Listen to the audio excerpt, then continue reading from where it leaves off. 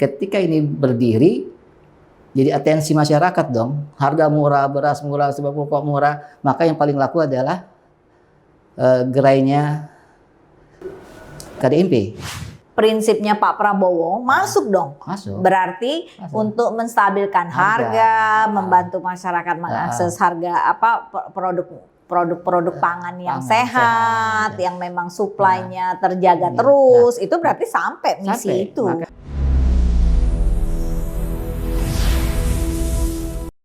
Selamat bertemu kembali bersama saya Sarmila Yahya, Ketua Umum Inkowapi, juga sebagai Wakil Ketua Umum di Dekopin, Dewan Koperasi Indonesia, dan juga Wakil Ketua Umum di Kadin Indonesia. Hari ini kita kedatangan tamu. Selamat datang Mas Fajri, Bang Alwin ya. Saya panggilnya Bang Alwin selalunya. Tapi nama benernya itu Alwin Fajri Siregar SE. Beliau adalah pendamping KDMP Mock-up di Giri Mukti. Tepatnya di Kecamatan Cilograng, Kabupaten Lebak, Provinsi Banten. Hari ini kita akan bincang-bincang bersama Pak Alwin, Bang Alwin. Bagaimana sih sebenarnya KDMP, peluang dan tantangannya hari ini dan mendatang begitu ya. Jadi senang sekali Pak Alwin hari ini bersama Koop TV yang disupport oleh Inkowapi dan Sahara. Kita mengadakan diskusi lah bagaimana tentang KDMP. Bagaimana sih sebenarnya Bang hari ini kondisi real di lapangan, perkembangannya, contoh atau pilot project atau mock-up di KDMP Giri Mukti, Kabupaten Lebak, Provinsi Banten. Ya, silakan Bang. Baik, Assalamualaikum warahmatullahi wabarakatuh, Ibu Sarmila. Saya membatasi bicara KDMP-nya Giri Mukti saja, tentunya karena itu yang saya dampingi. Nah, saat ini terakhir ke lapangan itu bulan lalu. Bulan lalu dalam proses pembangunan gedung. Nah, yang menarik di Giri Mukti ini lahan yang dimiliki Pemdanya nggak ada. Kan itu harusnya menggunakan lahan desa. Ya, ditawarkan lahan desanya tidak strategis, dekat hutan dan sebagainya. Lalu kita luasnya berapa harusnya, kenapa nggak ada? 1000 meter. Oh, 1000 meter. 1000 meter. Ya. Jadi nggak semua desa atau kelurahan punya lahan. 1000 meter itu. Nah, lalu inisiatif oleh pengurus dan kita beli lahan. Ya, beli lahan. Oh. Beli lahan dan itu terletak di jalan simpang desa. Jadi cukup strategis di ujung simpang desa. Ada desa Giri Mukti, sebelahnya desa Cipinang. Jadi perbatasan dua desa dong ya? Iya.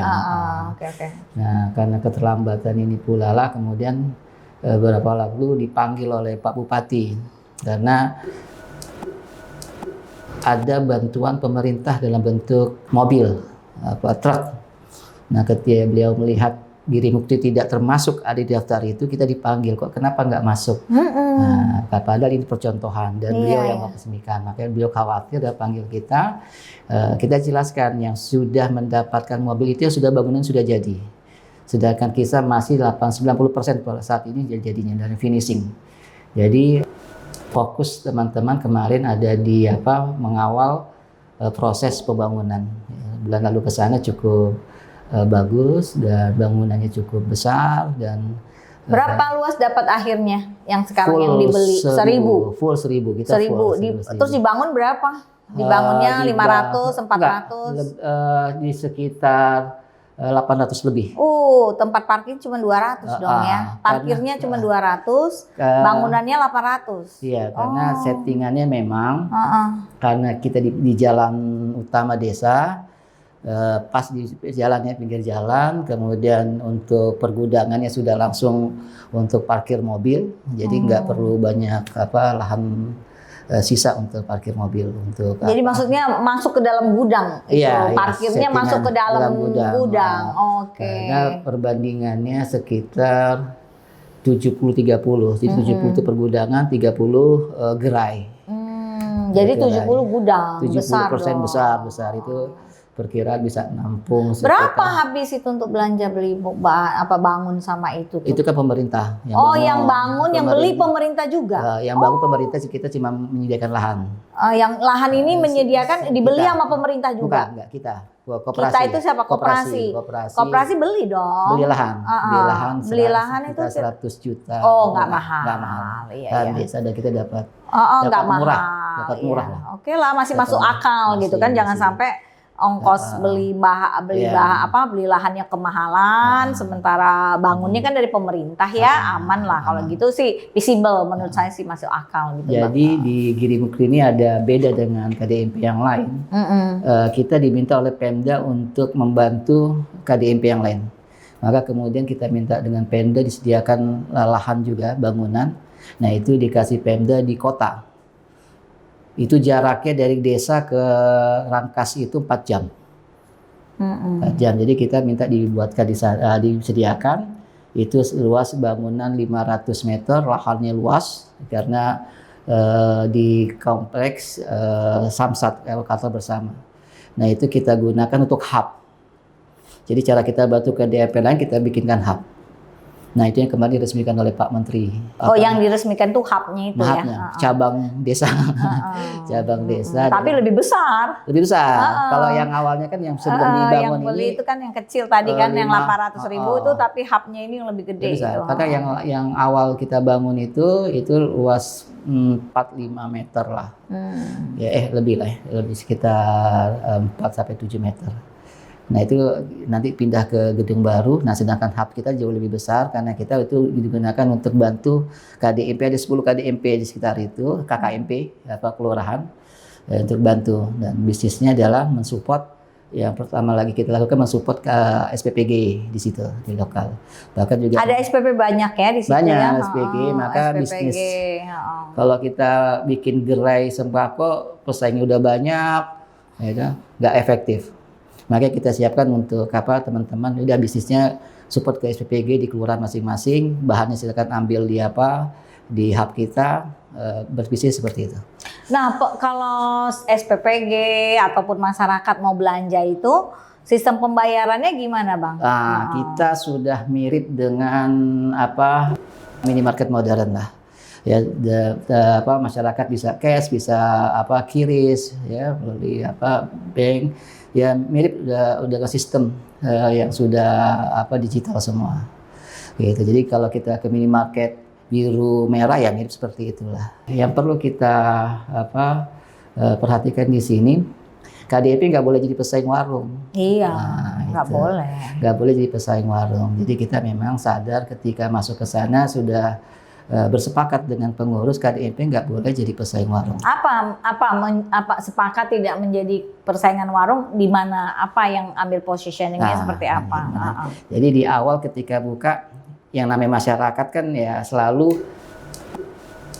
belum bisa menyambut dengan antusias karena masih bertanya-tanya ini jalan apa tidak, bisa benar apa enggak. Masih tanya-tanya juga. Betul. Ketika buka juga anggota masih 200, sekarang sudah hampir 1.000. Tapi udah banyak dong, 200 sekarang udah hampir 1.000 ya. Sekarang udah hampir 1.000. Nggak bayar kan menjadi anggota kan? Enggak, jadi simpan pokok simpan wajib aja kan. Dan itu murah. Gitu. Murah ya. Tetap bayar di sana ya. Ada beberapa tempat nggak bayar itu. Ya, kita kan karena katanya kan ada beberapa tokoh-tokoh yang bicara bahwa semua orang yang punya KTP di titik lokasi itu, di desa itu menjadi anggota dengan serta-merta menjadi anggota KDMP, nggak perlu bayar simpanan pokok, simpanan wajib.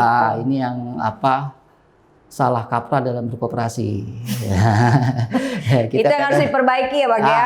Abang setuju ya, diperbaiki, tetap harus ada ya simpanan pokok, simpanan walaupun kecil ya Bang nilainya ya. Apa bedanya KDEP atau koperasi dengan BUMDes? Kalau BUMDes milik desa, koperasi milik masyarakat. Iya. Apa buktinya masyarakat sebagai pemilik ya simpanan pokok, simpanan wajib? Ya kalau nggak ada itu kan bukan aneh. Berkoperasi. Bukan berkoperasi, bener. Jadi ini yang harus diluruskan. Kalau boleh tahu Bang, berapa simpanan pokok, simpanan wajibnya Bang? Simpanan pokok 50. Yang punya murah 50.000, walaupun hanya sekali bayar ya Bang ya. Tapi kemudian kan simpanan itu bukan hilang loh, kan itu uang yang dititip dititipkan sebagai simpanan di koperasi. Setuju. Bukan berarti orang membayar simpanan pokok, simpanan wajib itu terus uangnya hilang seakan-akan diambil sama koperasi. Enggak, justru itu uang yang dikelola oleh koperasi untuk memulai usahanya. Dan kita Jadi ingin harus menggeser. jelas gitu ya. Jangan sampai masyarakat tuh nggak paham. Oh, kita harus bayar simpanan pokok, simpanan wajib di koperasi, terus uang saya hilang gitu. Enggak itu kan ya, sebagai harusnya pemilik pertanggungjawaban. saham di koperasi. Iya, Di pemilik. akhir tahun dapat bagi hasil kan gitu Iya, ya. SHU-nya. Iya, itu yang Nantinya harus kalau dipahami ya. Oke, saya melihat KDMP yang seperti ini nih akan long term.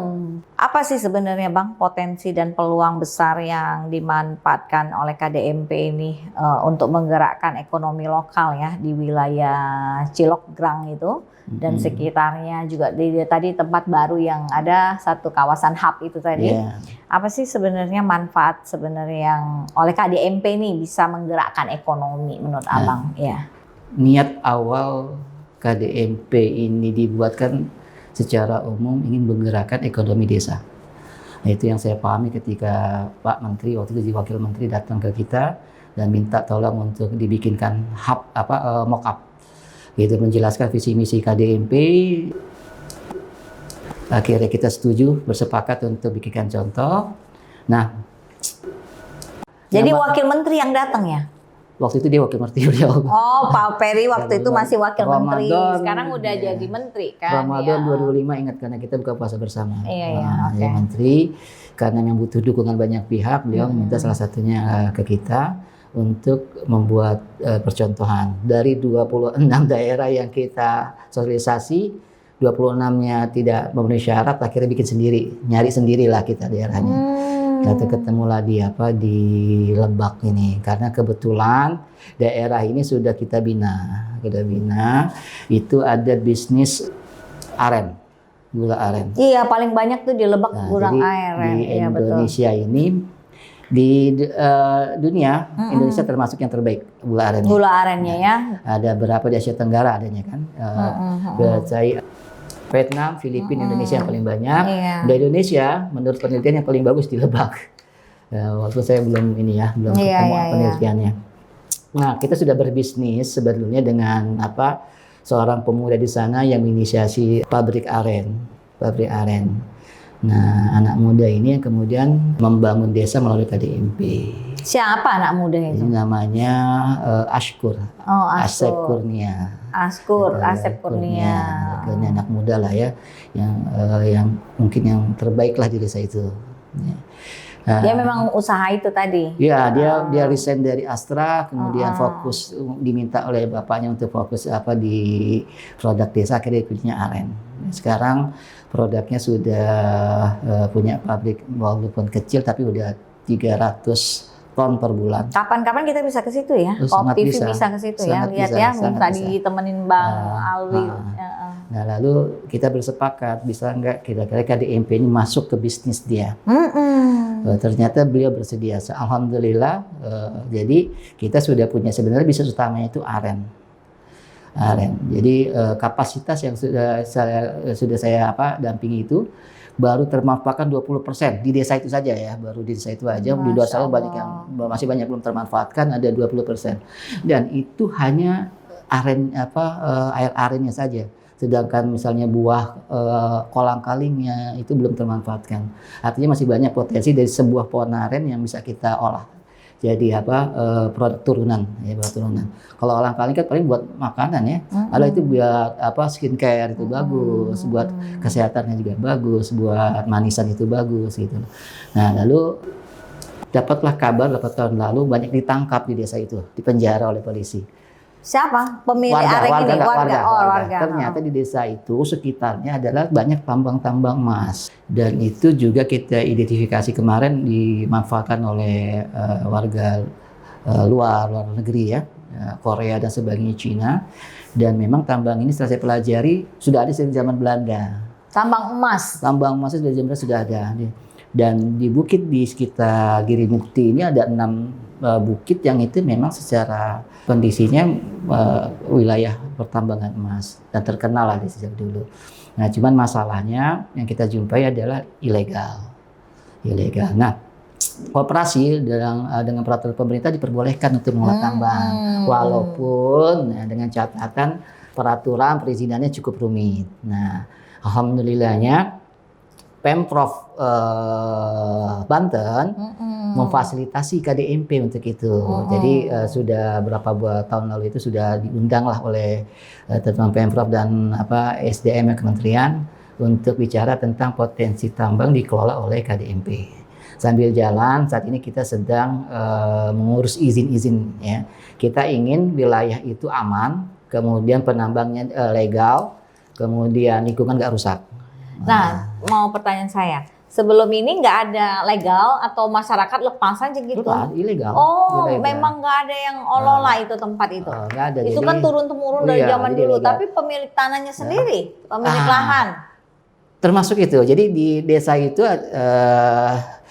kalau di board itu ada, Mas. Jadi kemarin kita dapat investasi untuk bangun pabrik baru 3.000 meter. Untuk emas? Enggak, untuk aren. Oh, jadi ini di atasnya aren, di bawah-bawahnya emas gitu? Iya, banyak gitu. Oh, lucu juga ya, hebat benar itu. Nah, cuman kan sekarang kan kualitas ya. Kalau yang di pemukiman masih tambah emas muda. Iya. Gitu. Yang kita dapat jadi kondisinya ada berapa warga, saya lupa 6 orang yang ditangkap. Nah, saya bilang apa yang bisa dilakukan koperasi untuk menjadi bisnis yang legal gitu. Nah, peluang itu ada. Tapi ini menjadi kita kesampingkan dulu gitu kan. Kita fokus di produk-produk lokal. Nah, di sana itu ada 63 warung. Nah, ini kan kerjaannya Sahara ini warung-warung. 63 warung Sahara. Jadi saya dapat ilmunya dari Ibu Sarmila ya. Ilmu yang bermanfaat ya. Jadi, alhamdulillah ya Allah. Di situ yang kita lihat ini desa terpelosok di ujung gunung. Akses sebelumnya 10 km nggak ada akses jalan bagus. Ya Allah. Ke sana harus pakai roda belakang minimal biar bisa naik ke atas ke tempat itu dan rusaklah jalannya. Nah, jadi sebenarnya itu ada desa. Desanya tapi uang dana desanya kemana dulu? Itu dia. Itu dia. Dana desanya dulu kan buat bangun jalan berapa puluh tahun tuh. Peresmian kemarin untuk pertama kalinya sejak merdeka ada pejabat yang mengunjungi desa. Bupati karena ini mock up mau nggak mau harus ke sana kan, dan dia melihat fakta bahwa desanya kaget dia. Udah 81 kemerdekaan Indonesia. Alhamdulillah baru dibangun. Jadi jalan utama oleh Pemprov dan untuk jalan masuk ke desa oleh Pemda. Ya Allah. Tidak ada sinyal. Tidak ada sinyal pun. Allah. Padahal kita pantas ya itu Banten itu terdekat dengan Jakarta, iya, tetapi miskin. Termiskin. Pada potensinya luar biasa. Nggak masuk akal kan? Nah, jadi kondisinya itu contoh gini lah. Yang saya ingat dulu harga telur di sana 35.000 per kilo. Ketika di Jakarta 28.000. 24.000 di Jakarta, di sana 28.000 di Jakarta, di sana 35.000. Nah, ketika kita buat gerai market ini, kita jual telur di sana 27.000. Oke. Lebih murah daripada yang di pasar Jakarta ya. Karena kita langsung telurnya dari mana? Nah, kebetulan langsung dari Blitar. Oke, dari Blitar. Nah, jadi kita menggandeng beberapa kemitraan lah. Contohnya untuk distributornya kita minta ke Aman Mart. Ya, kita minta keikhlasan mulai dari nol ya. Kamu berbisnis di sini investasi. Jadi koperasi nggak keluar uang sama sekali. Dia bangunkan minimarket, semua sistem dan semacamnya dengan konsep itu ada sekitar 300 SKU lah ya, barang. Baru 300 karena ruangannya kan nggak 2 kali lipat ini saja. 300. Nah, di awal tadi saya katakan pengurus nggak boleh jadi pesaing warga. Nah, ketika ini berdiri, jadi atensi masyarakat dong. Harga murah, beras murah, sebab pokok murah. Maka yang paling laku adalah gerainya KDMP. Beberapa waktu kemudian warung-warung pada protes ke kepala desa. Protes? Kenapa protes? Wah, kami tersaingi. Alhamdulillah. Justru itu hal yang saya harapkan. Kumpulin mereka apa maunya. Nah, karena kalau di awal kita ajak mereka nggak mau. Ketika sudah ada kondisi gini baru berteriak kan. Ya kita minta pengurus fasilitasi mereka, kumpul dengan kepala desa, mereka maunya apa? Oh ya udah bersepakat saja. bisa nggak KDMP masuk ke mereka, mau mengisi warung-warung mereka, mensuplai. Nah, jadi besok KDMP bersuplai menjadi agen untuk warung-warung. Cuman kita bersepakat di harga, contoh telur. Kita kasih dia 26, maksimal jual 29. Nggak boleh lagi 35.000. Nah, itu kita bisa membantu masyarakat untuk mendapat harga-harga yang nggak terlalu mahal gitu loh. Itu yang dilakukan oleh Sahara kan? Kan saya belajar dari Ibu. Jadi kita fokus di sebelah pokok. Betul. Gitu. Satu outlet tuh modalnya berapa? Kalau yang kemarin itu sekitar 60-70 juta. Oh, nggak mahal. Nggak mahal. Karena untuk perlengkapan peralatan itu sekitar di angka 15-an, rak macam-macam. Sedangkan barang sama aplikasi dan itu disediakan oleh mitra. Gitu. Tapi nggak ada eksklusif kan? Boleh siapa aja bisa masuk kan? Selain itu nggak bisa. Apa gimana? Nggak ada eksklusif, hanya mitra satu orang itu. Enggak. Sahara bisa dong ikut sangat masuk bisa. Ya. Oke. Sahara bisa masuk juga. Nanti Pak Alwin bantuin. Gitu contoh kan contohnya misalnya untuk di hub yang menarik lah ya. Di hub itu kan kita lagi fokus di SPPG.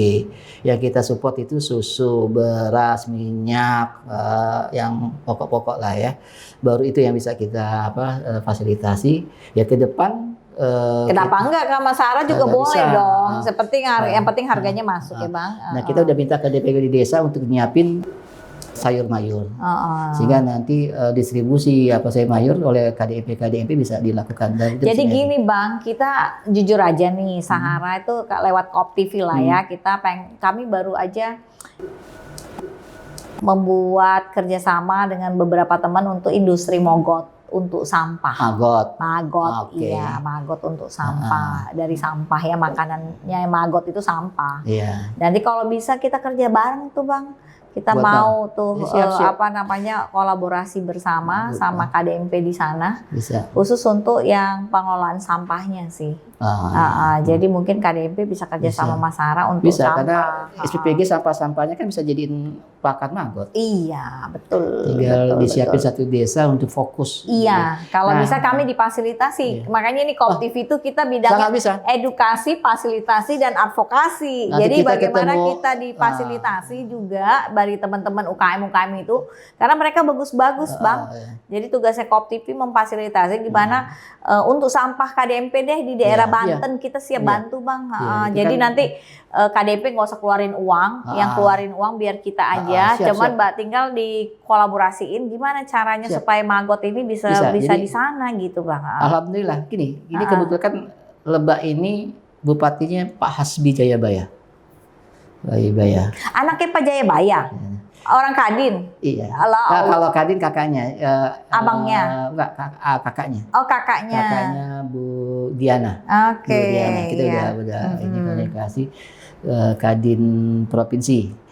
Yang rencana Kadin, kalau nggak salah kemarin terpilih adiknya Jayabaya, adiknya si Hasbi yang menjadi Kadinnya Lebak. Oke, alhamdulillah. Nah, ini bupati yang saya lihat bagus, muda, nggak punya kepentingan, pengennya Lebak maju.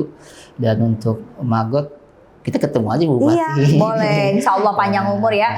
Tugas kita bagaimana memfasilitasi ya produk-produk baru. Kalau sembako kan segala macam udah Bapak kan udah semua ilmu saya berikan. Semoga menjadi ilmu yang bermanfaat. Nah, tinggal sekarang kita coba masuk lagi. Kita sekarang mencoba mau berkolaborasi.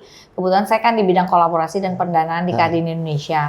Jadi saya mau bantu teman-teman untuk masalah sampah itu. Karena sampah MBG juga banyak, sampah di pasar juga banyak. Sampah itu bisa menjadi satu industri yang untuk membantu pemerintah setempat juga untuk mengatasi sampah kan. Nah, jadi insya Allah ada pengalaman juga kita. Apalagi kan udah Pak Alwin juga paham ya kan. Jadi kita bisa coba nanti kita cari lahannya sih Bang yang paling penting sebenarnya. Kalau lahan nggak terlalu rumit ya kan di Lebak kan banyak ya, insya Allah ya. Mudah-mudahan nanti coba kita jajakin ya. Alhamdulillah ini ketemu Bang Alwin ini ada aja itu kolaborasi yang coba kita. Apa tuh Bang? Kalau kita kan pengen masing-masing desa KDMP ini punya satu unggulan produk daerah. Kalau tadi Girimukti aren, mungkin di daerah yang aren juga kita aren. Ada satu daerah di Lebak itu Dia penghasil pisang Cavendish. Oh, itu kesukaan saya itu, Nah, Bang. Abang ini tahu lagi aja. coba ya, yang Cavendish. Nah, pisang Cavendish ini kan yang butuh ini ya, butuh apa? Penanganan khusus Iya. ya, dan termasuk untuk industri catering. Betul. Nah, saya punya mitra di catering, dia masuk, dan untuk catering kan teman-teman apa di Gobel itu menguasai itu. Nah, kalau KDIP bisa masuk ke catering, itu jadi nilai tambah. Nah, bahkan kemudian lahan-lahan nganggur bisa kita manfaatkan. Jadi gini Bang, sebagai informasi aja, Sahara itu kan punya aplikasi ya Bang ya, sembakosahara.com itu. Nah, kita siap membantu memasarkan produk tadi, misalnya gula aren, kemudian pisang Cavendish-nya, atau produk-produk lain yang memang daerah bisa. Kita kolaborasi aja, udah saatnya sekarang ini berkolaborasi, nggak bisa jagoan sendiri hari ini kan. Karena kalau jagoan sendiri kasihan rakyatnya gitu loh, padahal kan mereka pengen butuh mendapat income, apalagi ekonomi hari ini kan tidak baik-baik saja nih Bang. Jadi kita bagaimana berkolaborasi, bergotong royong, bersinergi untuk meningkatkan ekonomi masyarakat, tempatan, membantu pemerintah juga, ya kan? Jadi kita yang mengetahui informasi, yang bisa mendukung program-program ini, kita harapkan bisa bergerak bersama gitu ya Bang ya. Dan kalau perlu nanti tambang pun kita bisa beli emasnya gitu ya. Karena harga emasnya pasti lebih murah daripada. Tapi kalau emas sekarang lagi nggak bagus, sekarang lagi bagus perak. Oh iya, tapi kita kan bukan investasi Bang, kita pengen membantu masyarakat. Tadi kata Abang Alwin kan emasnya belum yang 24 karat banget ya, emas muda. Udah ada ya. Udah ada ya. Oh, udah menarik cek. sekali itu. Kemarin udah kita ambil 10 gram untuk kita cek. Oke, jadi udah bagus ya. Udah jadi bentar lagi Bang Alwin 1 tahun lagi datang sini udah konglomerat ya, udah bantu bagi hasil punya pertambangan emas nih, alhamdulillah. Oke, jadi tadi jangka panjang berarti membangun ekosistem lokal ini sangat luar biasa ya. Jadi menurut saya kan yang Abang bilang tuh baik semua ya. Nggak ada hambatan sama sekali Bang. Banyak lah. Apa tuh maksudnya? Ya kan tadi kita dengerin kan yang baik-baik kayaknya penuh harapan nih. Gimana? Hambatannya ada nggak ya Bang menurut Abang? Jujur-jujuran ya, itu. Di awal itu kan karena ini mock-up, ada banyak persyaratan yang harus dipenuhi untuk di kementerian. Nah, tentunya siapa yang menetapkan sama persyaratan itu? Kementerian dan LPDB. Oh, ini ada anggaran dari LPDB juga? Rencananya. Oh, waktu itu? Waktu itu. Alhamdulillah kita udah disetujui 5 miliar. Nah, salah satu persyaratan itu kan bebas BI ya. BI checking, ya pengurusnya. Pengurus tidak boleh ada BI checking, pengurus dan pengawas tidak boleh ada BI checking, yes. Ini kemudian yang akhirnya kita bongkar pasang pengurus sampai 3 kali. Dan cari yang tidak ada BI checkingnya aman gitu yang tidak ada masalah. Apa namanya? Akhirnya ngurus ke notaris macam-macam ya, biaya lagi.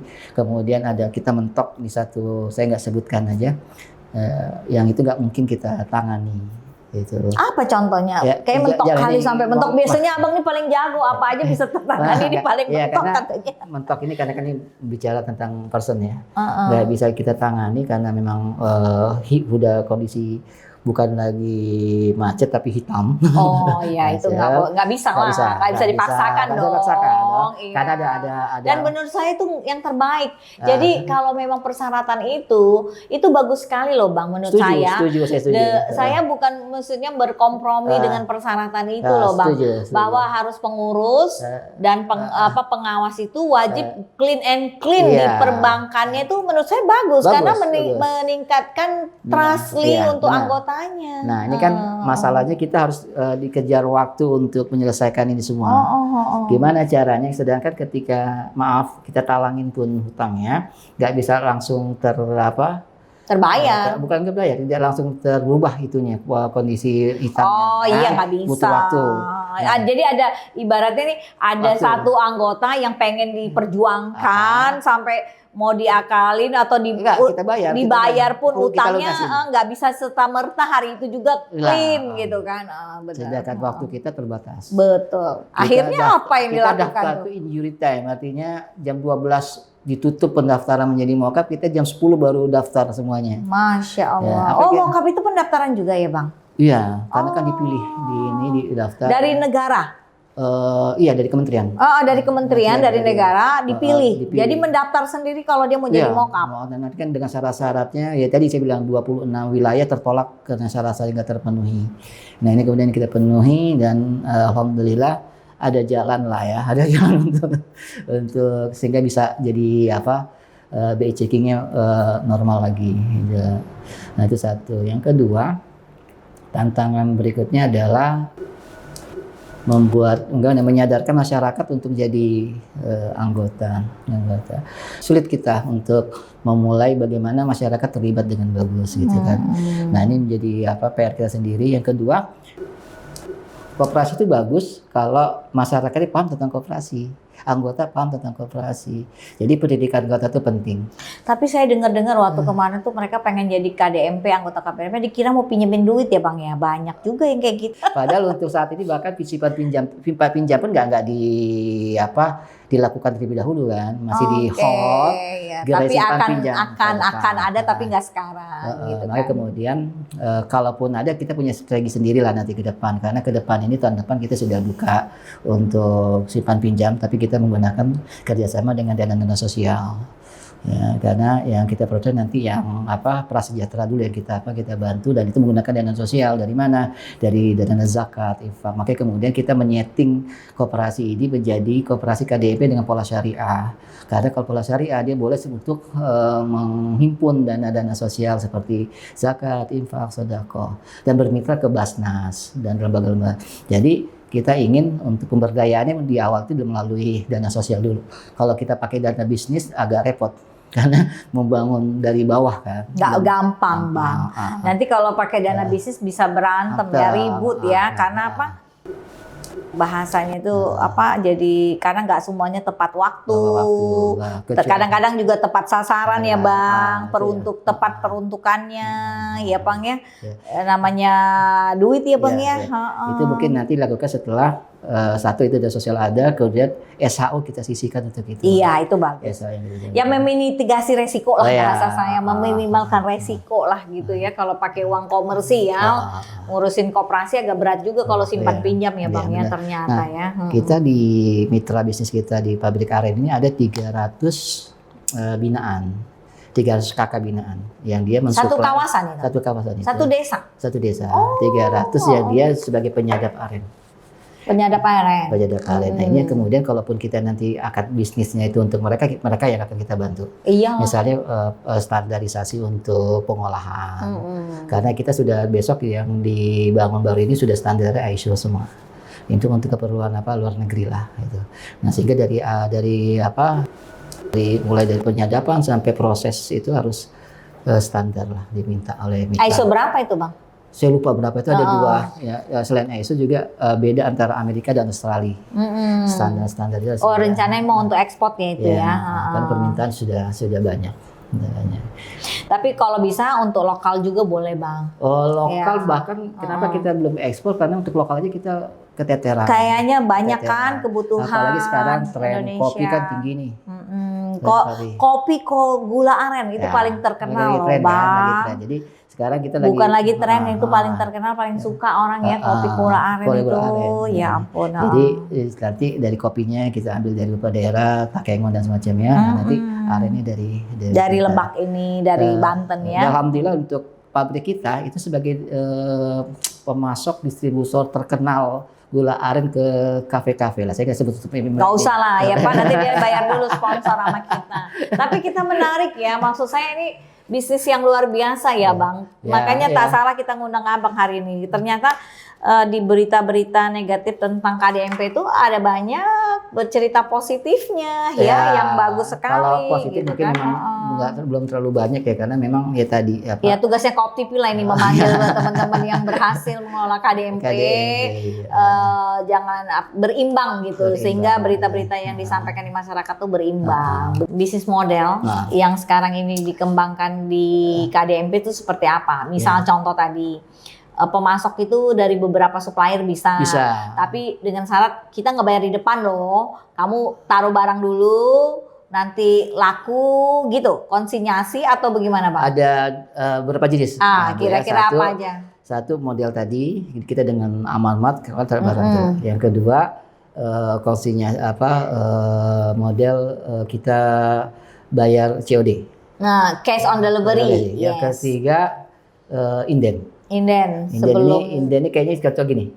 Kita jadi satu-satunya KDMP yang mendapat hak untuk menyalurkan susu ultra. Susu ultra. VA. Nah, itu kan kalau itu kan bayarnya 2 minggu sebelumnya tuh. Berapa miliar kita bayar baru susu datang gitu kan. Terus kalau buat anggotanya belanjanya cash di depan atau kalau boleh ngutang? Karena gini Bang, kita udah pelajari warung itu sukses karena ngutangin ya Bang. Nah, yang kalau ngutangin dengan kita warungnya saja. Warung ke kita kita bisa tempo juga atau bisa cash langsung. Kan itu pengaruh ke harga nanti kan. Pengaruh ke harga. Jadi karena kalau warung boleh ngutangin, kalau KDMP nggak boleh ngutangin. Jangan, karena dia harus berputar. Tapi kalau warung boleh ngutangin itu pun masalah ya Bang. Sebenarnya. Sebenarnya satu itu, yang kedua kecuali nanti bisnisnya bisa kita hitung. Oh ternyata nggak apa-apa nih konsinyasi apa macam itu oke lah. Tapi di awal jangan ambil resiko. Iya. Oke Bang, sebagai akhir nih di penutupan acara kita talk show kita hari ini, apa sih harapan besar Abang nih atau milestone ke depan yang ingin dicapai oleh KDMP Giri Mukti dan juga dengan KDMP yang lain nih? Mungkin bisa Abang sampaikan sedikit. Harapan kita KDMP ini memang menjadi jalan keluar lah bagi desa untuk mengembangkan produk-produk lokal. Produk-produk lokal yang sebenarnya setiap desa itu punya. Walaupun sebenarnya dari sisi kita menghitung kapasitas untuk satu desa kan nggak terlalu bisa membangun sebuah koperasi besar. Karena jumlahnya sedikit ya. Kalau satu desa itu sedikit ya, kakaknya cuma berapa Bang yang di sana itu? Makanya kalau untuk jadi besar nggak mungkin. Kecuali dia bertemu dengan bisnis lokal yang bisa dikembangkan tadi itu.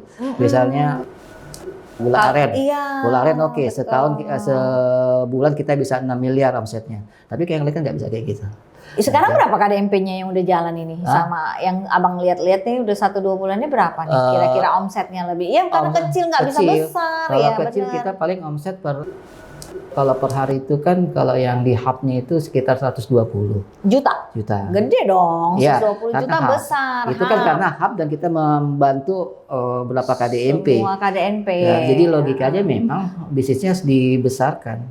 Kalau satu KDMP-nya sendiri menurut Abang? Kalau itu kalau kita kecil lah kalau paling 10 juta, 5 juta gitu ya Bang? Makanya kemudian harus dicari kayak jalan keluarnya kayak tadi. Oh ini apa? Bisnis kaitannya, ekosistemnya lainnya itu. Yang kedua, ini SDM. SDM menjadi penting karena keterbatasan kan. Benar-benar harus didampingi. Walau alam, karena bisa jadi kan orang sekarang udah nggak lagi tertarik di sekolah tinggi-tinggi. Karena sekarang ada pergeseran tren. Perusahaan itu nggak lagi bicara tentang dia lulusan mana, level mana, lu punya mampu apa. Jadi itu pengaruh juga ya. Pengaruh. Yang ketiga ya biaya perguruan tinggi sekarang luar biasa tinggi kan. Biaya kos mahal ya, ongkosnya mahal ya sekolah ya. Nah ini yang jadi problem kan di SDM. Nanti bagaimana mereka bisa kita ajarkan untuk digitalisasi. Kita digitalisasi loh. Dipakai digital, pemasaran juga ada digital.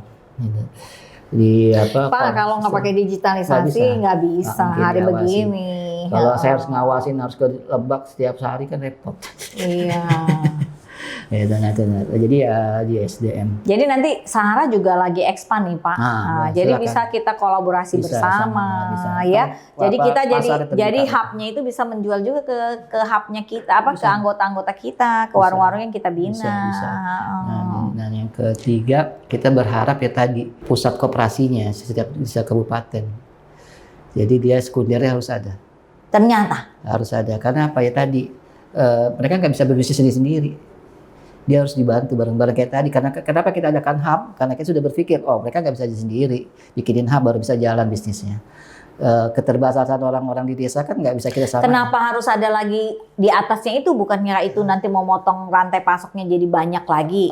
Kalau ada di atasnya, kita bisa memonitoring kesehatan masing-masing KDMP. Terus sistemnya bisa satu. Bisa satu. Kalau bisa satu enak. Di kabupaten ada apa? Dashboard. Nah, ini sudah kita mulai di Kendari. Di Kendari itu ada 65 KKMP. Ya, dibikin sekunder. Nah, sekunder ini untungnya apa? Koperasi-koperasi yang kuat bisa gabung. Iya. Bisa gabung. KDMP nggak punya modal. Dari mana mereka modalnya? Modalnya dari koperasi besar yang bisa support. Mereka modal. Nah, itulah prinsip koperasi yang ketujuh, kerjasama koperasi. Nah, ini udah kita mulai di Kendari di Sulawesi Tenggara itu sekarang udah asetnya udah ratusan miliar juga. Per kelurahan omsetnya sudah per bulan itu seratusan juta juga.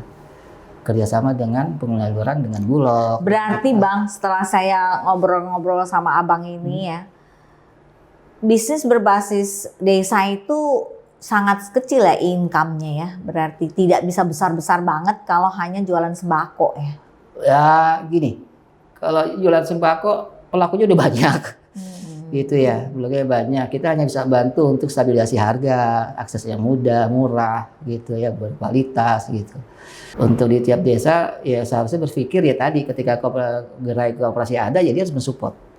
Tapi itu dong prinsipnya Pak Prabowo masuk dong. Masuk. Berarti untuk menstabilkan harga, membantu masyarakat mengakses harga apa produk pangan yang sehat, yang memang suplainya terjaga terus, itu berarti sampai misi itu. Makanya kemudian kalau seandainya tadi ada kepentingan sekunder, dia bisa bantu Pemda untuk mendistribusi produk-produk kan kayak tadi misalnya ada Kapendis, jadi itu bahasanya saya tuh interlanding antar daerah atau interlanding antar koperasi, sehingga bisa koperasinya bisa lebih dinamis gitu ya. Jadi karakter untuk produk lokal. Yang kedua agar kemudian semua desa jalannya bareng, jangan ada yang tertinggal, jangan ini juga mati dan nggak ada SDM apa yuk kalau ada bareng-bareng kan enak.